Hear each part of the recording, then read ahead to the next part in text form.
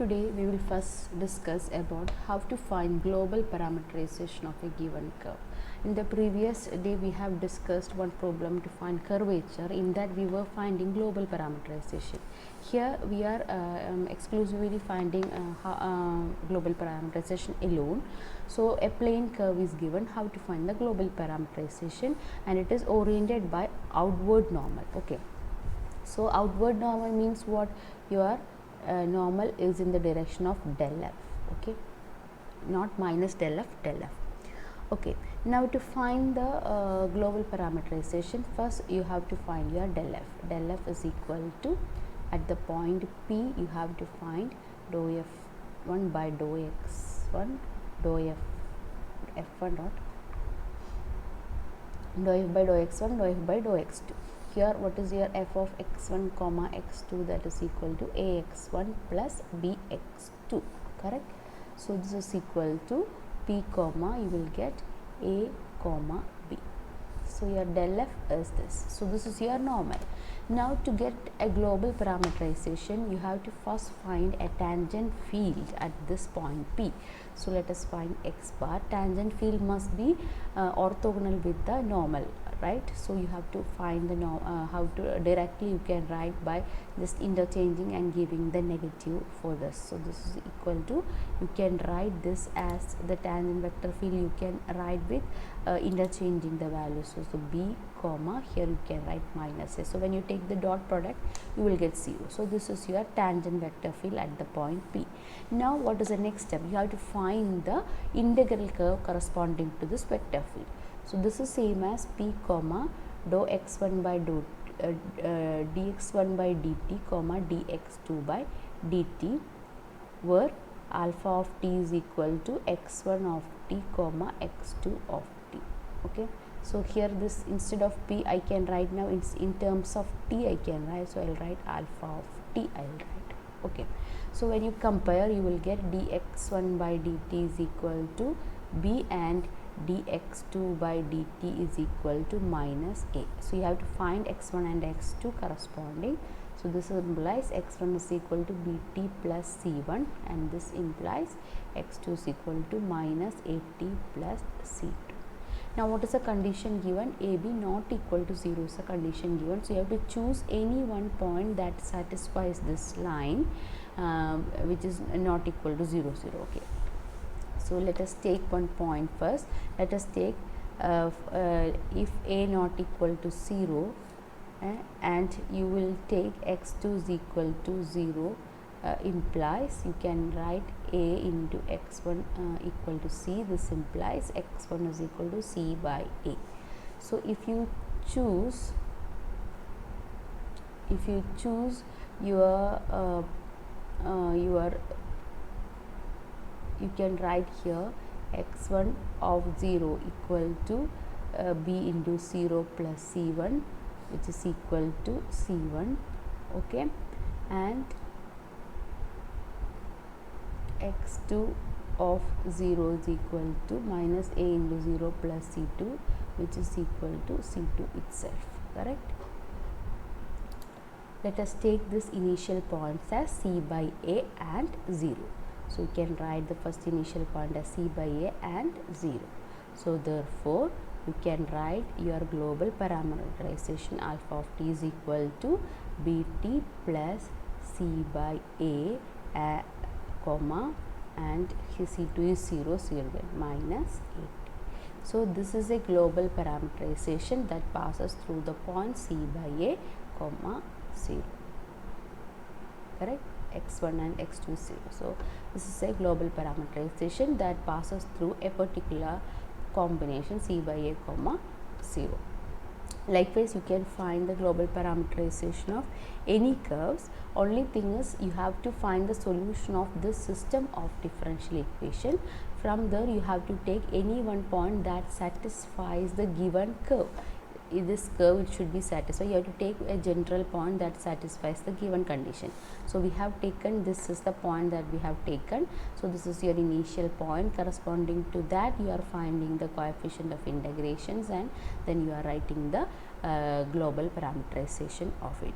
Now you can find the curvature using this alpha of t. How to do this? Let us see. To find the curvature, you have to write the formula k of alpha of t equal to alpha 2 dot of t dot n of alpha of t divided by alpha dot of t norm square. So here your alpha of t you have got it as your global parameterization is bt plus c by a comma minus at, correct? So your alpha dot of t equal to b comma minus a, right? And alpha 2 dot of t is equal to 0, correct? 0 comma 0. So therefore your curvature alpha of t is equal to here you can write the point p with that, okay? So at the point p you have 0 comma 0 dot, your n circle alpha is del f by norm del f. It is whatever it is, doesn't matter. You have your, here when you take the dot product, this is going to be 0. So the curvature is going to be 0 over here. Likewise, you can find the curvature of other curves also, other problems in the exercise as well. Here it is given. You have to first find the global parameterization, then you have to find the curvature using this formula. Now we will discuss next chapter, that is arc length and integrals. So in this chapter mainly we are going to discuss things related to integral of a plane curve, means length of an arc or the line integral of a given plane curve between two points A and B. Likewise we will discuss, so the parameterized curves we will take in, to find the line integrals in this chapter. Okay, so first of all we should know what is mean by length of a parameterized curve. So we'll notate it as length by L of alpha. This is the notation, L of alpha of a parameterized curve.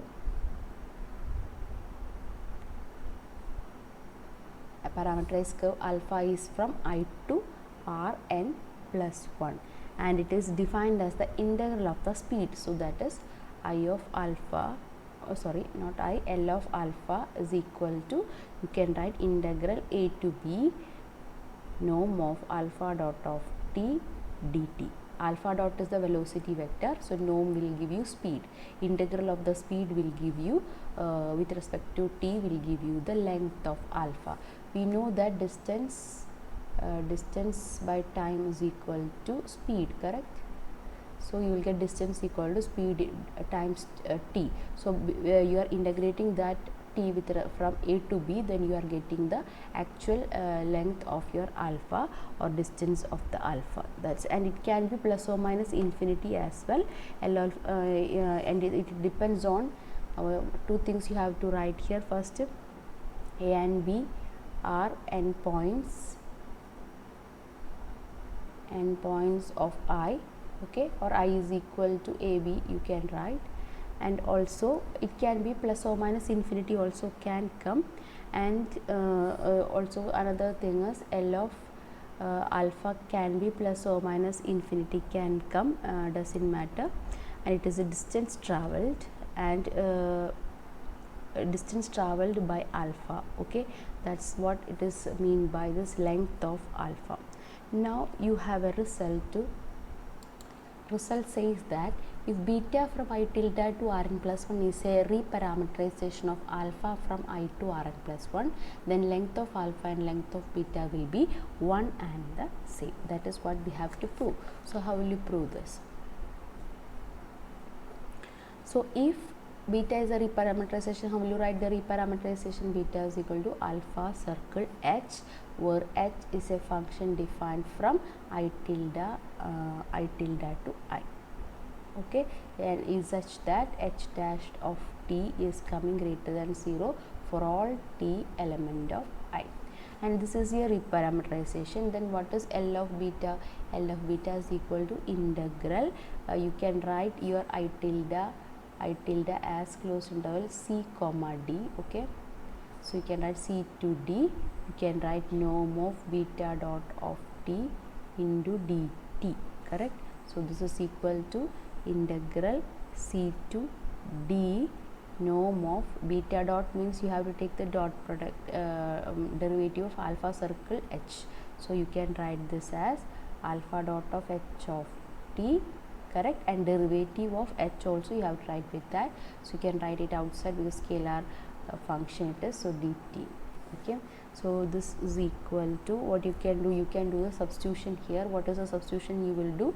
U is equal to h of t you can take, you can write this as integral, you can write a to b, you can write now norm of alpha dot of u, here it will come du, correct? So that is du you can write. So you can see u is equal to h of t. So when t is equal to c, you will get h of c, that is same as a, and when t equal to d, h of d, that will come as b. So u equal to a to b it will come, and this is same as L of alpha. Okay, so here C and D are endpoints of I tilde and A and B are endpoints of I. So you are getting reparameterization. If you consider reparameterization, still the length of these two reparameter curve and actual curve will be one and the same. So you can go for reparameterization to get easily the length of the given curve. And another thing is, if alpha is a unit speed curve, you just suppose alpha is a unit speed curve, what will happen here? Just see, if it is a unit speed curve, your alpha norm of alpha dot of t will come as 1, correct? So that is L of alpha will come integral 1 dt. In that time that will come, this is equal to, you will get b minus a, when your norm of alpha dot of t is equal to, when speed is equal to 1, you will get L of alpha equal to b minus a. That means you will get the just length of the parametric interval, that's only your length of the curve. So such a unit speed curves are called parameterized by arc length, that we will say. Unit speed curves are called in such a way that it is parameterized by arc length. Okay, now we have a theorem, that is theorem 1. It's a very important theorem. The theorem says that, this is a statement, let C be an oriented plane curve, then there exists a global parameterization of C if and only if C is connected. This is the theorem. See the theorem how came, just read the sentence. In order to apply the concept of length of a parameterized curve to define length of an oriented plane curve, we need two preliminary results. So this is one of the preliminary results. So why we need this result? To find the length of a to define the length of an oriented plane curve, we are applying the concept of length of a parameterized curve. So to apply this, we need these results. For that, we are proving this. The first result is C is an oriented plane curve, then there exists a global parameterization if and only if C is connected. So in the first case, it will be easily, you can say why. If a curve is connected, definitely you can parameterize globally, right? From starting to end, you can find a parameterization. So first part is necessary and sufficient. The sufficient part is clear here, that the connectedness of the definition of connectedness itself says that any oriented plane curve which has a global parameterization. Okay, so that part is directly following from the definition of the connectedness. We have to prove only that if the curve is connected, then we have a global parameterization. That only you have to prove here. If you have a global parameterization, means from the starting to end you have a curve, then you will get directly the definition of your connectedness. So that implies connected. Now oppositely, you will think that C is connected, then you can say that, you should say that it has a global parameterization where C is a oriented plane curve. So that's the next part. So for proving this, we need a construction in between also. So it is a construction it is little bit different, so that's given as a separate part in the theorem. So once you get such a construction, you can prove the theorem, a converse part of the theorem, that C is connected, then you can have a global parameterization. The proof we can see.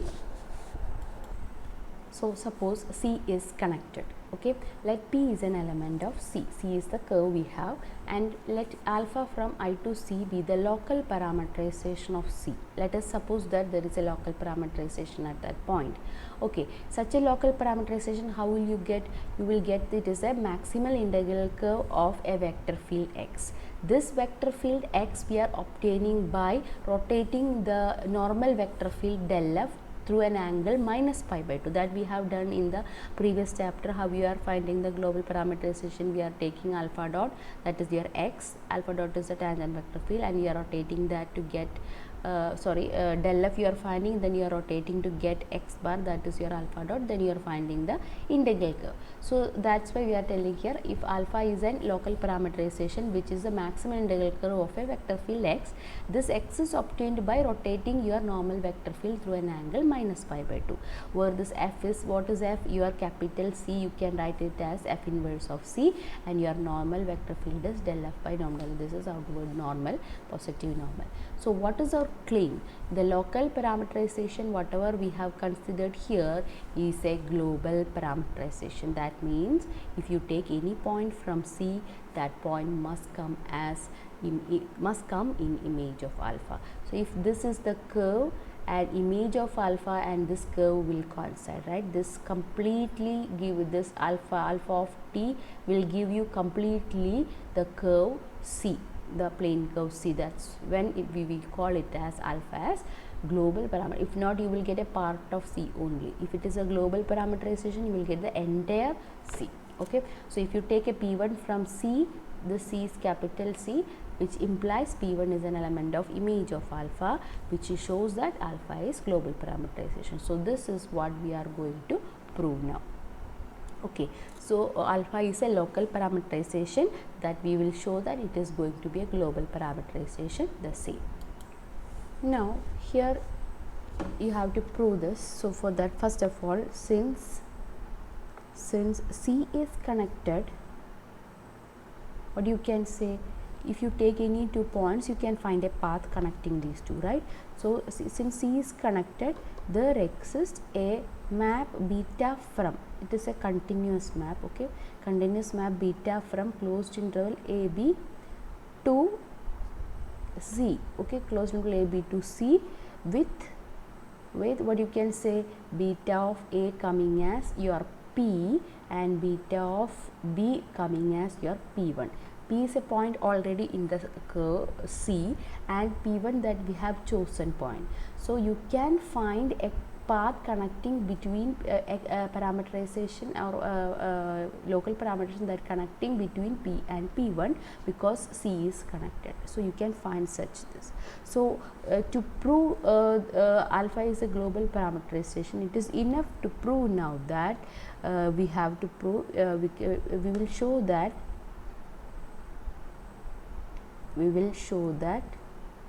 what we have to show, that beta of t is coming as element of image of alpha for all t element of closed interval AB. Okay, this is what you have to prove. So what we have done up to this, our claim is to find P1 element of C implies P1 element of image alpha, which shows that alpha is a global parameterization. So to prove this, first what we have taken, since C is connected, there exists a continuous map between P1, continuous map beta, such that it can connect between P and P1, that is beta of A can be coming as P and beta of B coming as P1. Now to complete the proof, what you have to do, we have to show that beta of T is coming as element of image of alpha for all T in this closed interval AB. So this parameterization will completely come inside image alpha. Whatever P1 you choose, you can find a connection between these 2 points, and that will come completely in image of alpha. That's what we have to show. That means alpha, image of alpha will come, means alpha will give you the maximal integral curve, and it will come as the total global parameterization for the given connected curve C. That's what the proof. Okay.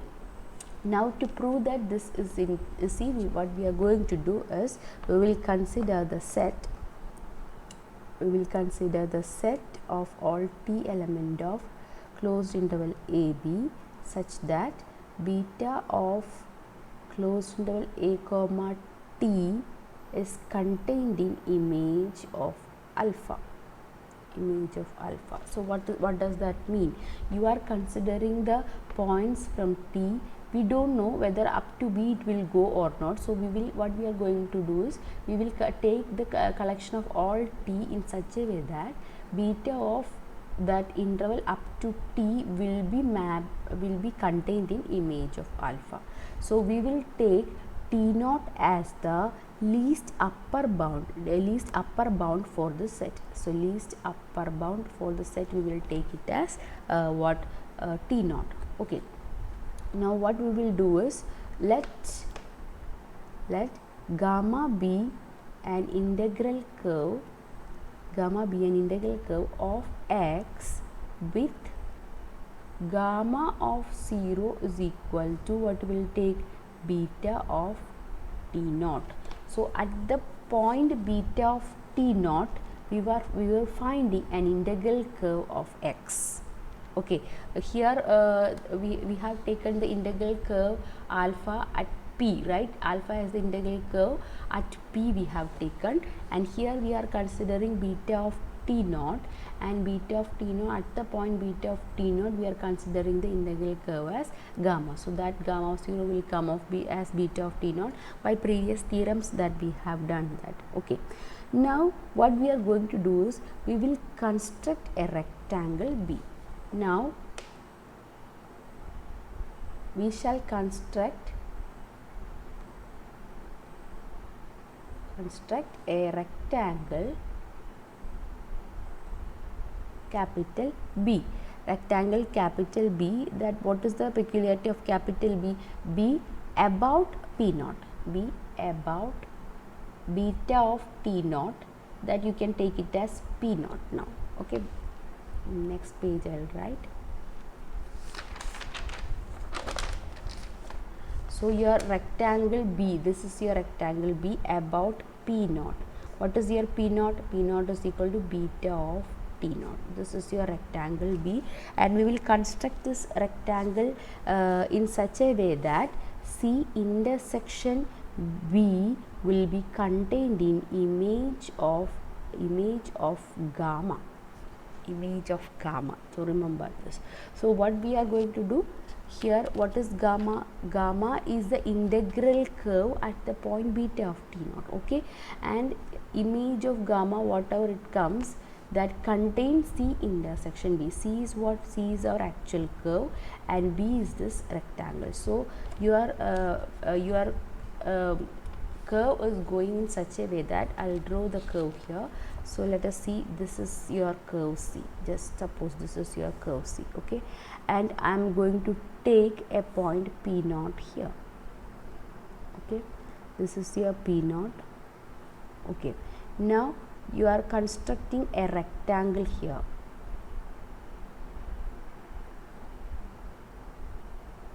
This is middle point, it should come. Okay, this is a rectangle B you are constructing. Okay, and you are at this point you will have tangent and normal vectors at that point P naught. Okay, tangent normal vectors.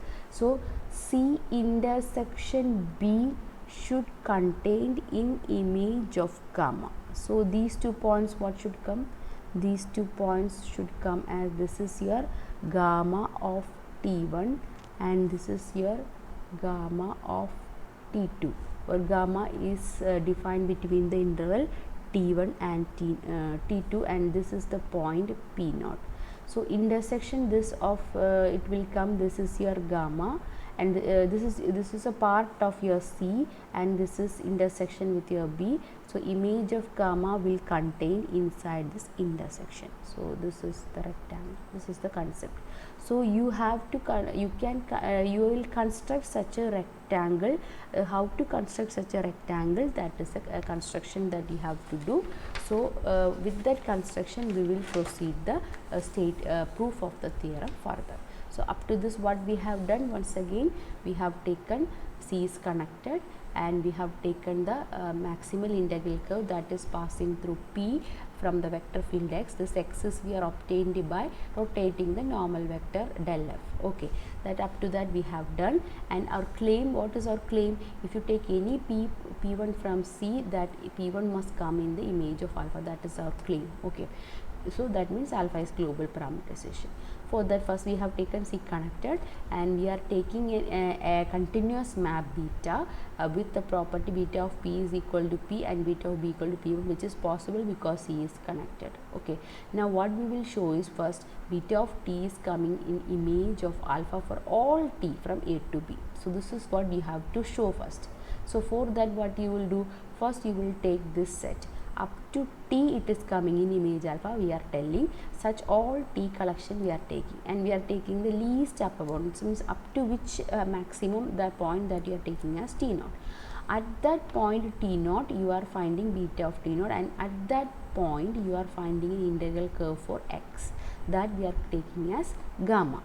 Then we will construct a rectangle B in such a way that C and B intersection will give you image of this gamma C intersection B is contained in that image of gamma.